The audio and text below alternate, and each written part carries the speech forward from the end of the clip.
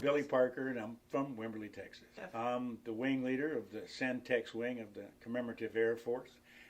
Well, I was I was a kid at the airport that used to wash airplanes for a ride, and I couldn't afford to learn to fly until my wife got a job, and we lived in a little town in southern central Ohio, and I got I could afford to get my pilot's license and then go on from there.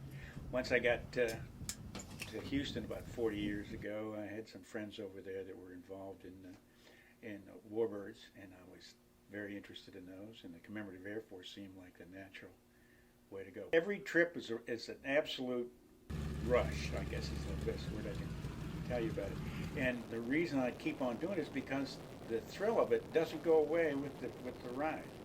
And it's the absolute freedom that you have in an airplane within the limits of the airframe. It's a three-dimensional. It's a three-dimensional trip. You can go up, side down, right side up. There's no limit about the direction you can go, and really makes it a lot of fun. It's really neat. You get out here and you're flying airplanes that were flying in the 40s and World War II, and if you're an aviation buff, that's really something you look forward to doing. And I always felt like I was born a little bit too late to fly some of the fighters in World War II. Literally was designed for a lifetime of between 50 and 100 flight hours. The assumption being that the plane would have been shot down, crashed, or otherwise damaged or destroyed. The Air Corps at the time, they were turning them out in unbelievable numbers, and if there was a problem like that, they pushed it off to the side and buried it. Here we are 65 to 70 years later. Oh, it always is a financial strain. We have, we're all volunteers. Nobody gets paid. As a matter of fact, we all put money into it. And, just to be a member of the CAF in this wing costs you $250 a year every year. And that doesn't count all the other stuff that goes along with it. So we all are financially committed to maintaining the history and keeping the airplanes flying. We have a lot of different threads that weave the fabric. Most of us are military veterans. I'm the token Army guy out here. We got a couple of Marines, some Navy, mostly Air Force. Some, the folks that aren't veterans per se are former cops, firefighters. So you've got a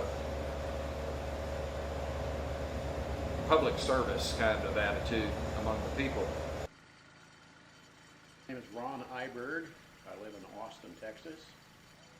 In 1954, the Air Force said that they were looking for jet fighter pilots, and anyone who came and applied that would be considered to go into pilot training. And at that point, I couldn't pass that up. That sounded like the perfect opportunity.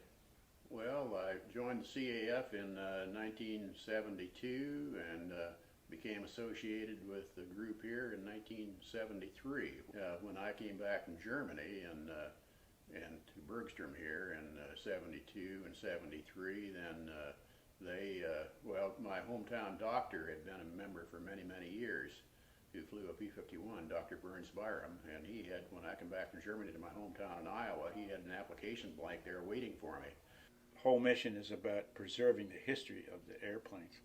Unfortunately, our education system leaves out a whole bunch of why we can do what we do today.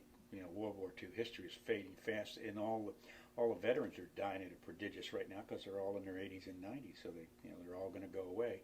And we're going to try to preserve the history so that everybody remembers how we got to be where we are today, and then we don't wind up doing something stupid, so we wind up not being free. Our problem with the CAF is it's like anything else, the members are aging too.